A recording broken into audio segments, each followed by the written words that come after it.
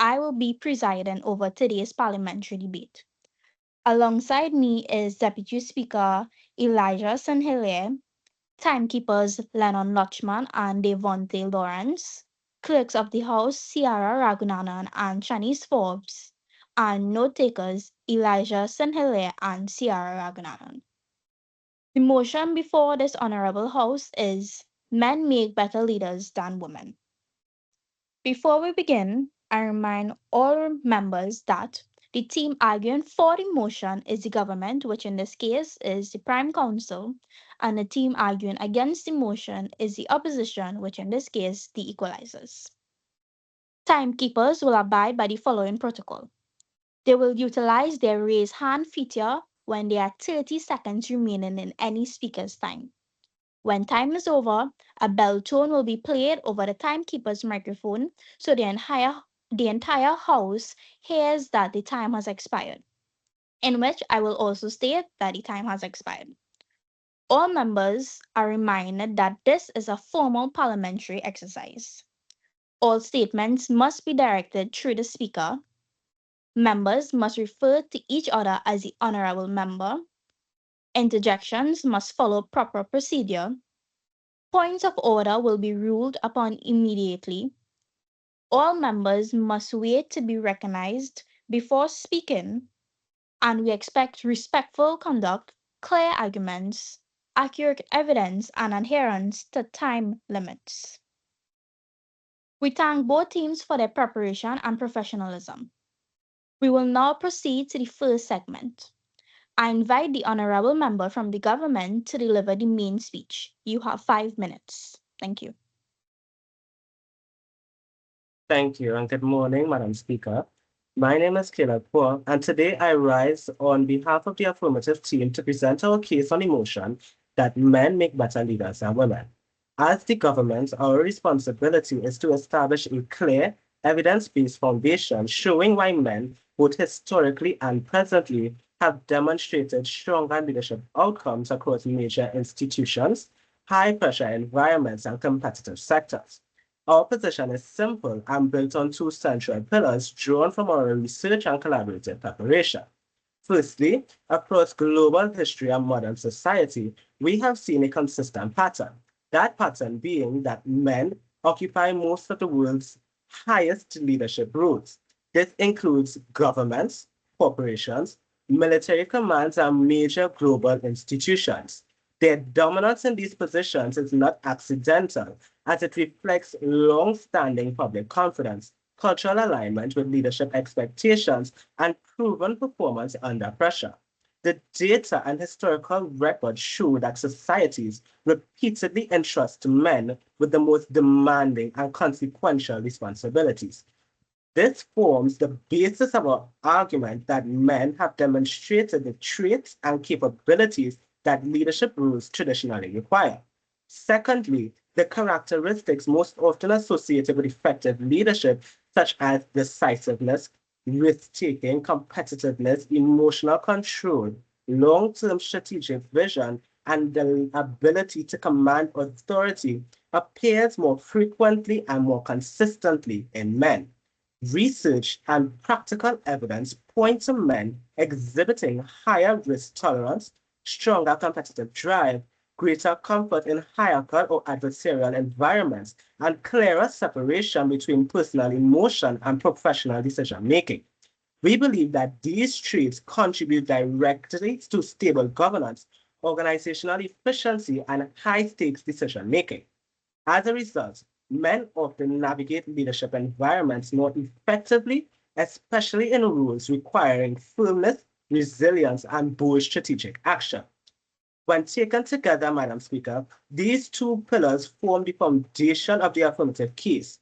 The historical record, global leadership patterns, and the behavioral traits associated with effective leadership all point to the same conclusion. That being, men, on balance, have shown themselves to be stronger leaders across the context where leadership matters most. With this, Madam Speaker, I now set the stage for my fellow honorable members who will expand on each of our four core themes, being bold decision making and strategic vision, experience and leadership continuity, emotional resilience and objectivity, and finally, historical performance and public confidence, which all demonstrates why the motion must stand. Thank you. Thank you, Honorable Member. We will now have a 2-minute intermission.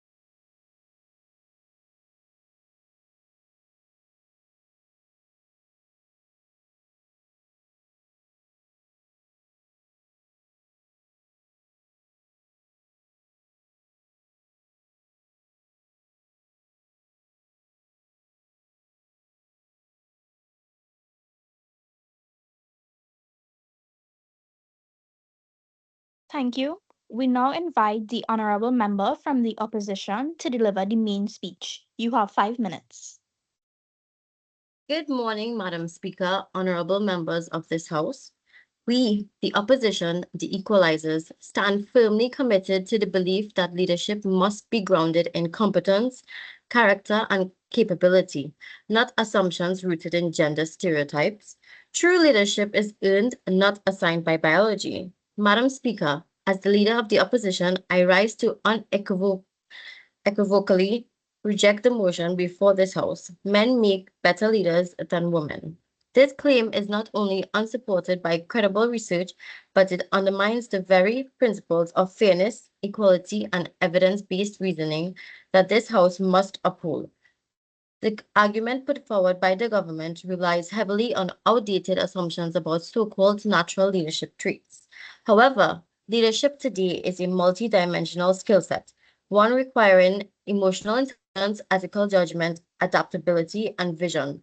These qualities are not exclusive to men, nor are they inherently more developed in one gender.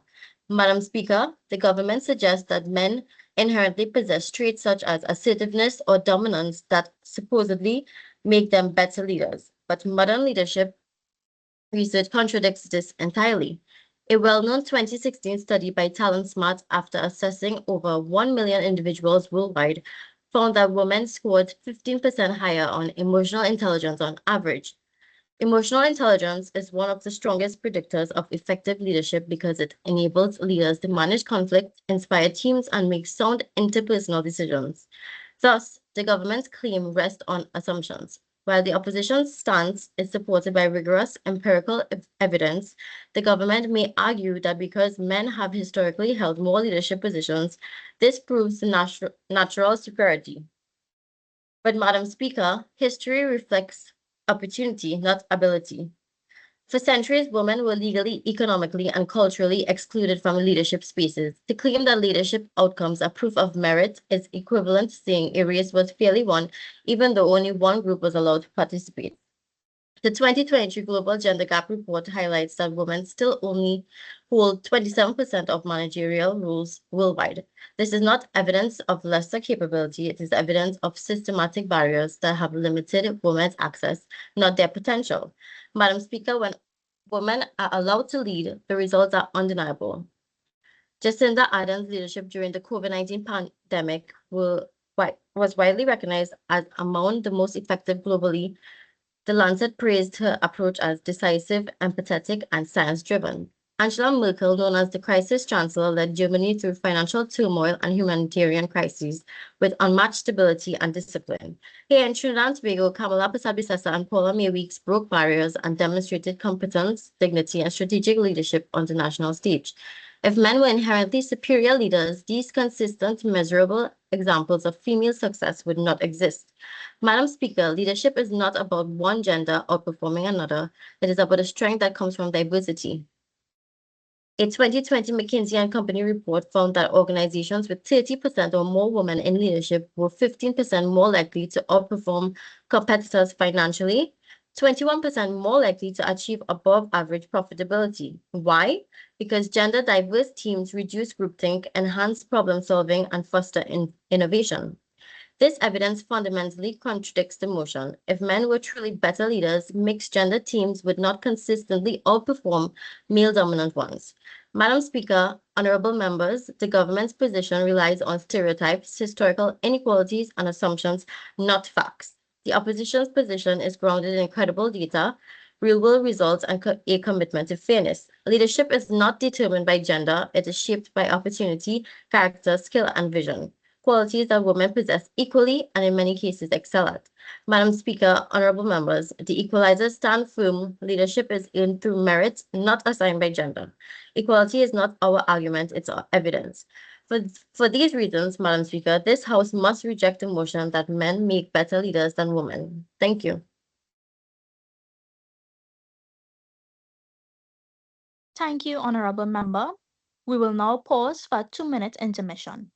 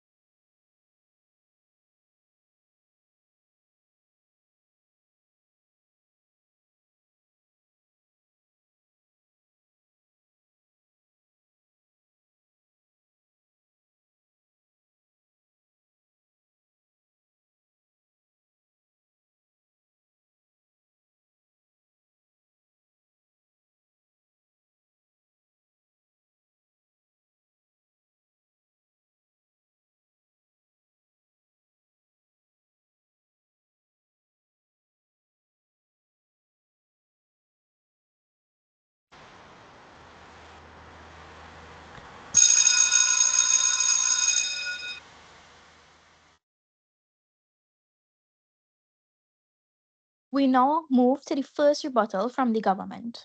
You have 4 minutes plus an additional 2 minutes from unused time in your opening speech, giving you 6 minutes total. Good morning, moderators, judges, and honorable members of the opposition. Following the strong foundation laid by our first speaker, Mr. Kaur, I will expand on the 4 key reasons why men are generally more effective in leadership roles. These reasons are grounded in empirical research, historical performance, and observable leadership outcomes across multiple sectors. To begin, let us examine one of the most critical pillars of effective leadership: bold decision making and strategic vision. Effective leadership, especially in high stakes environments, requires the ability to take calculated risks, make firm decisions, and consider long term outcomes. Research consistently shows that men display higher risk tolerance and greater decisiveness in strategic contexts. A meta-analysis conducted by Burns, Miller, and Schaefer found that men take significantly more calculated risks than women across many domains. This matters because organizations often require leaders who are willing to move forward confidently when hesitation could lead to lost opportunities. In addition, findings published in the Journal of Organizational Behavior indicate that men score higher on long-term goal orientation, which means they tend to think further ahead and commit to long-range planning. These qualities are essential to effective leadership, and they provide male leaders with a measurable advantage. Building on that foundation, we must next consider the value of leadership continuity and accumulated experience.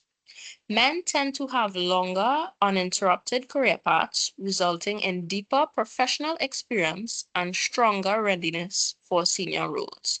The Pew Research Center reports that men are more likely to remain in full-time employment over long periods without career breaks. This is important because uninterrupted progression contributes to a larger pool of experienced male leaders who are readily available for leadership positions. Catalyst Global Leadership Report also notes that men occupy most senior leadership positions worldwide. While this is partly due to historical structures, the practical impact is clear. Long tenure leads to stronger institutional knowledge, greater confidence, and more effective long-term leadership performance. In positions where stability and accumulated expertise matter, men statistically remain at an advantage. Moving forward, another defining element of strong leadership is emotional resilience and the ability to stay objective under pressure. Strong leadership requires the ability to stay calm under pressure, regulate emotions, and make objective decisions.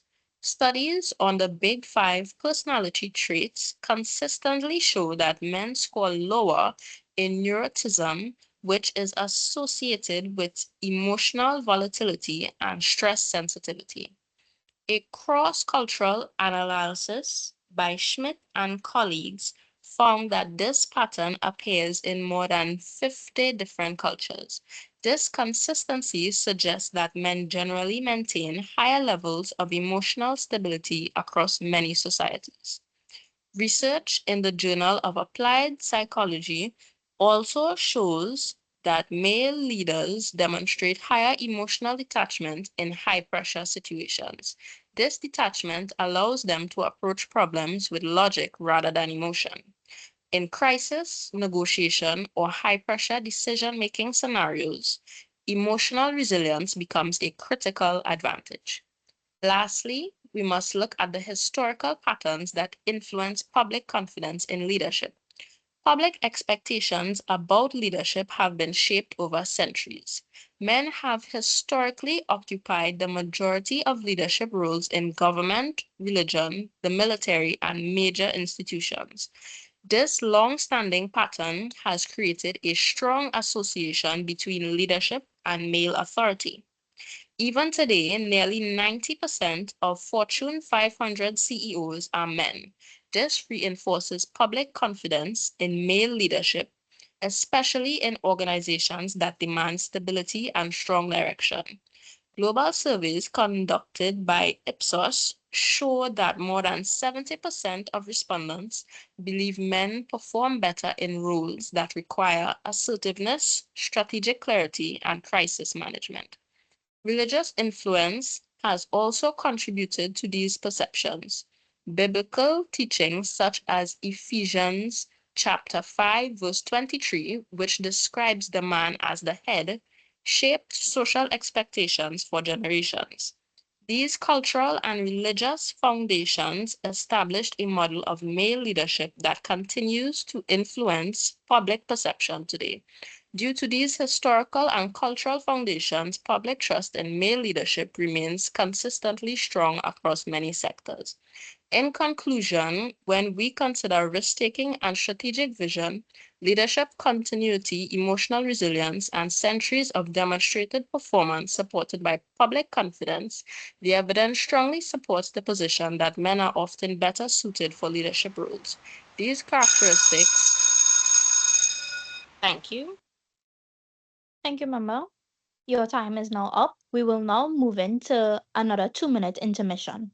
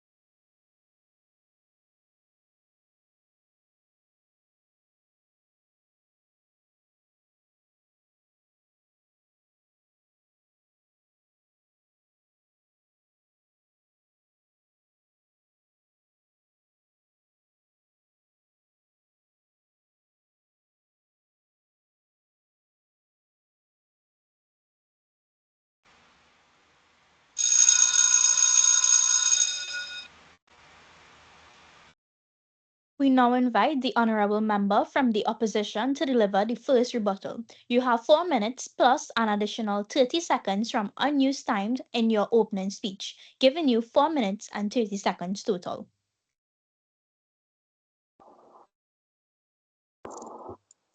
Madam Speaker, judges, esteemed members of the opposition, the proposition's case for male superiority in leadership rests on a fundamentally flawed premise that history reflects capability rather than opportunity. We must immediately dismantle their reliance on historical precedent.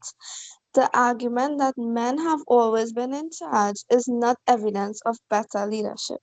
It is merely a documentation of systemic exclusion against women. For centuries, women were legally and structurally prohibited from holding positions of power.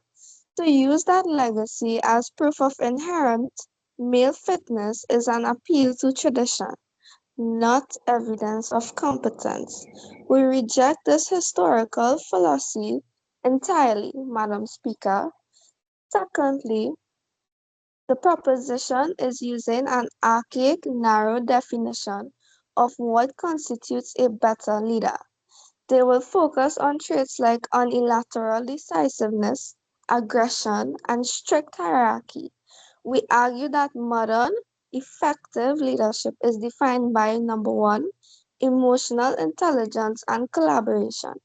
Women leaders consistently score higher in emotional intelligence, relationship building, and collaborative decision making traits, crucial for managing complex, diverse modern teams. Number two, crisis management and sustainability. Studies have shown that female led countries and companies often demonstrated superior long term stability and resilience, especially during crises, by prioritizing proactive communication and risk mitigation over simple aggressive expansion. Number three, diversity of thought. The very premise that only one gender is better limits the entire talent pool, leading to echo chambers and strategic blind spots. The best leadership is diverse leadership. Madam Speaker, we must ask the opposition to consider this. The burden is on the proposition to prove a causal link between gender and superior leadership outcomes, but they can only offer a correlation between gender and historical power. We urge you to disregard their historically biased claims and accept that the truly superior leader is defined by their skills, empathy, and vision, regardless of whether they are a man or a woman. Thank you. Thank you, Honorable Member. We will now have a 2-minute intermission.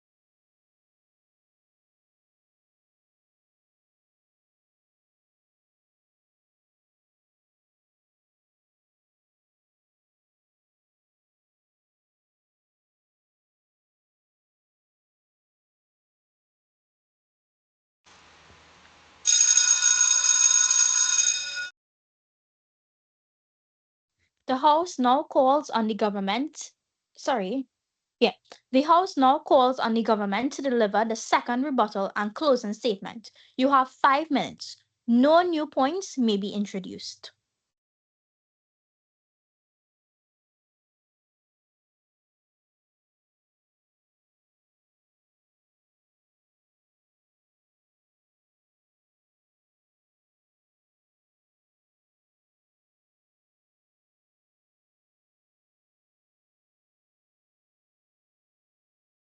Good morning, Madam Speaker.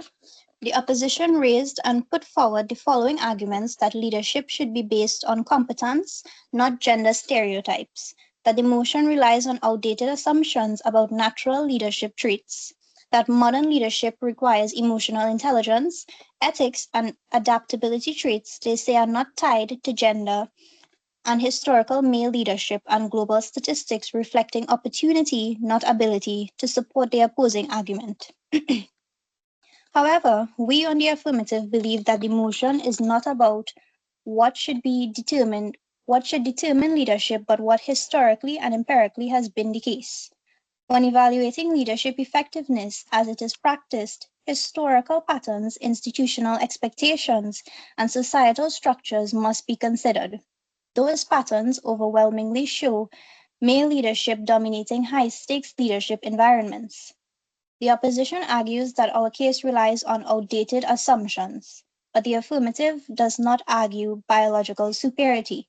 We argue practical leadership outcomes based on centuries of observed performance, leadership continuity, public trust patterns, and the structure of leadership institutions.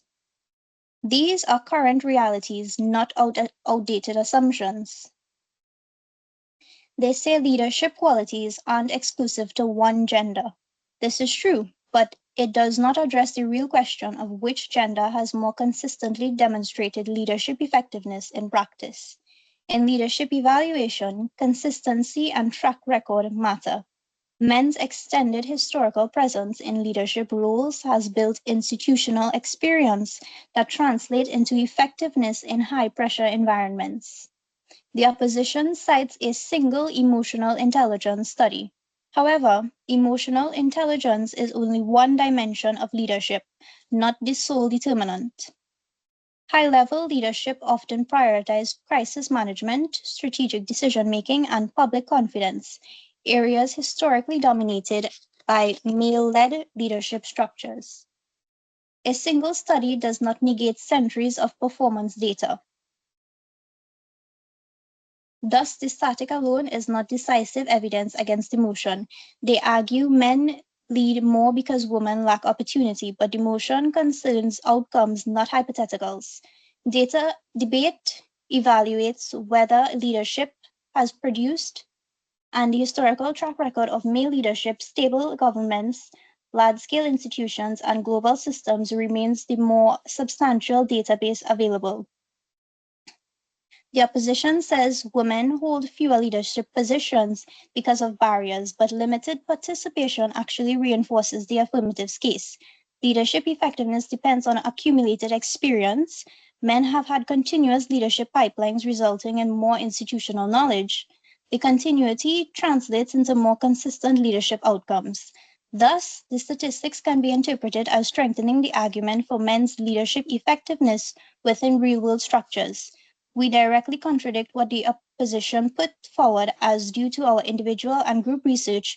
We see how, most importantly, historical performance and public perception, together with bold decision making and strategic vision, and all our points point towards men being better leaders. As throughout this debate, we have presented factual, historical, and research based grounds.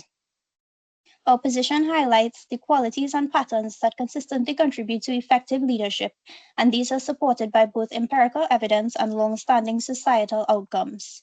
Directly contrary to what the opposition may have put forward, our individual and group research clearly demonstrate that historical performance and public perception, along with bold decision making and strategic vision, emotional resilience and objectivity, and experience and leadership continuity all point toward men being better suited for leadership roles.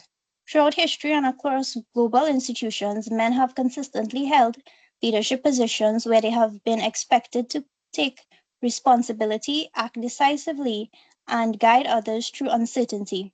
This pattern did not appear randomly, it developed because male leadership frequently aligns with the qualities that allow organizations and societies to function effectively under pressure. Men display higher levels of risk tolerance, which strengthens their ability to make firm and strategic decisions when situations require clarity and action. They also tend to accumulate longer and more uninterrupted career experience, which results in stronger leadership continuity and institutional Time. knowledge.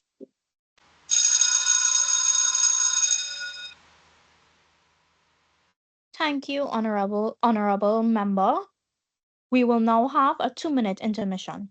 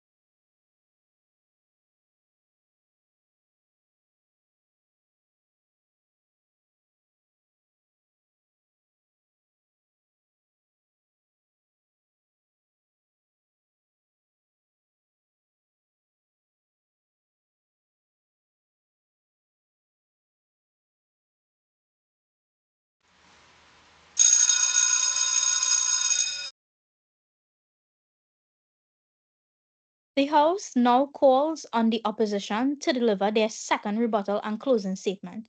You have 5 minutes plus an additional 1 minute and 30 seconds of unused time from your first rebuttal speech, giving you 6 minutes and 30 seconds total. No new points may be introduced. Madam Speaker, honorable members, as we approach the conclusion of this debate, the leader of the opposition rises once more to firmly reject the government's motion that men make better leaders. Though no new information cannot be introduced at this stage, it is vital to reaffirm and strengthen the key points the opposition has raised, dismantling the government's flawed claims. Madam Speaker, honorable members, the government's argument depends on narrow stereotypes, asserting that men possess inherent leadership traits like assertiveness, decisiveness, and dominance. But, as the opposition has thoroughly demonstrated, these traits are outdated and fail to encompass the full scope of effective leadership. Leadership has never been about sheer dominance, rather, it is about empathy, collaboration, adaptability, and emotional intelligence, all qualities women excel in. Madam Speaker, honorable members, the government also appeals to historical precedent, suggesting male leadership dominance reflects superiority. Yet, as explained earlier, history reflects exclusion, not merit. Women have been systematically denied education, political participation, and leadership opportunities for centuries. To cite this as proof of male superiority ignores these structural inequalities. The argument is circular. Men led because women were prevented from leading. This undermines any claim that leadership ability is determined by gender. Madam Speaker, honorable members, moreover, the government ignores clear evidence supporting the value of gender diverse leadership. We have shown that diverse leadership teams consistently make better decisions, drive innovation, and improve financial performance. The government's refusal to acknowledge this only weakens their case and threatens progress. The successes of women leaders such as Jacinda Ardern Angela Merkel, Kamala Prasad Bisesa, and Paula May Weeks speak volumes. Their achievements, widely recognized across the globe, directly contradict the government's claims. To disregard these realities is to reject truth itself. Madam Speaker, honorable members, the government's motion rests on shaky foundations. It relies on outdated stereotypes, selective historical interpretation, and ignores clear evidence. Leadership is a complex, multifaceted quality that transcends gender. It is defined by vision, competence, integrity, emotional intelligence, and the ability to inspire and unite. These are qualities found in all genders. Madam Speaker, honorable members, I therefore echo the opposition's firm stance and urge this House to reject this motion outright. To accept it would be to endorse prejudice over merit, exclusion over inclusion, and ignorance over evidence. Madam Speaker, honorable members, our future depends on rising above stereotypes and embracing the full spectrum of talent and ability this nation offers. Thank you. Thank you, honorable members. This concludes today's debate on the motion Men Make Better Leaders Than Women. The House will now enter an 8-minute assessment period. The House is suspended. Thank you.